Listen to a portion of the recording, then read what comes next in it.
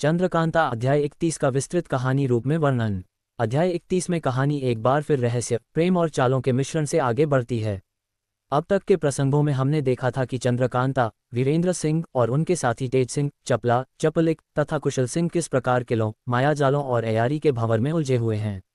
यह अध्याय उन्हीं घटनाओं को आगे बढ़ाते हुए कई गुत्थियां सुलझाता है और कुछ नई पहेलियां भी खड़ी करता है। अध्याय की शुरुआत में तेज सिंह और चपला की बातचीत होती है। दोनों इस बात पर चर्चा करते हैं कि चंद्रकांता को किस तरह क्रूर सिंह और उसके साथी अयारों के चंगुल से सुरक्षित निकाला जाए। तेज सिंह अपनी योजना बताते हैं कि अब समय आ गया है कि दुश्मनों के गढ़ में घुसकर उन्हें उसी के जाल में फंसाया जाए। चपला, जो बुद्धिमती और साहसी है, मुस्कराकर कहती है, जहां तक अयारी की बात है वहां हमें कोई मात नहीं दे सकता। बस चंद्रकांता तक पहुंचना जरूरी है। उधर क्रूर सिंह के किले में तनाव का माहौल है। चंद्रकांता अब भी एक गुप्त कोठरी में कैद है, जहां से केवल अयारी की कला से ही बाहर निकला जा सकता है। क्रूर सिंह बार बार अपनी हार की चिंता में डूबा हुआ है, क्योंकि उसे अब शक है कि तेज सिंह और उनके साथी किसी न किसी रूप में किले में घुस चुके हैं। किले के अयार पहले बढ़ा देते हैं, लेकिन तेज सिंह ने पहले से ही एक गुप्त मार्ग का पता लगा लिया था।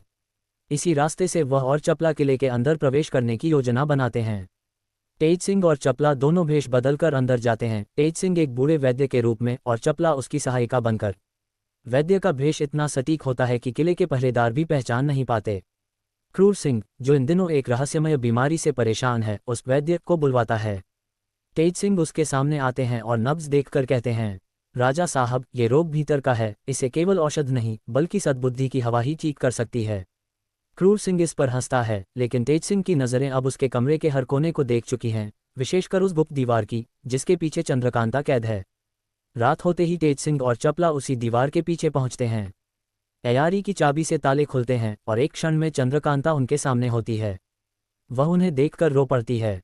तेज सिंह, मैंने सोचा था अब शायद कभी तुम लोग मुझे नहीं ढूंढ पाओगे। तेज सिंह उसे सांत्वना देते हैं और कहते हैं कि अब उसे सुरक्षित बाहर ले जाने का समय आ गया है। लेकिन उसी क्षण बाहर से कदमों की आहट आती है। अयारों को कुछ संदेह हो गया है। तेज सिंह और चपला तुरंत अयारी का सहारा लेते हैं। वे एक भ्रम उत्पन्न करते हैं। दीवार पर एक झूठी छवि दिखाई देती है जिसमें ऐसा लगता है कि चंद्रकांता अभी भी कैद है। उधर वे गुप्त मार्ग से बाहर निकल जाते हैं। किले के पहरेदार जब अंदर पहुंचते हैं तो उन्हें वही पुराना दृश्य दिखाई देता है, जबकि असली चंद्रकांता अब तेज सिंह और चपला के साथ बाहर निकल चुकी होती है। कहानी के अंत में दृश्य बदलता है। वीरेंद्र सिंह अपनी सेना के साथ बाहर डेरा डाले हुए हैं। उन्हें तेज सिंह के लौटने की प्रतीक्षा है। सुबह होते ही दूर से तेज सिंह और चपला आते दिखाई देते हैं और उनके साथ चंद्रकांता। वीरेंद्र सिंह खुशी से भर उठते हैं। वह चंद्रकांता को देखकर कहते हैं, आज सूर्य ने मेरे जीवन की सबसे बड़ी अंधेरी रात को समाप्त किया है। ये दृश्य अत्यंत भावनात्मक होता है। चारों ओर खुशी की लहर दौड़ जाती है, लेकिन कहानी यहीं समाप्त नहीं होती। तेज सिंह सबको सावधान करते हैं कि यह केवल एक जीत है, युद्ध अभी बाकी है, क्योंकि क्रूर सिंह हार मानने वाला नहीं।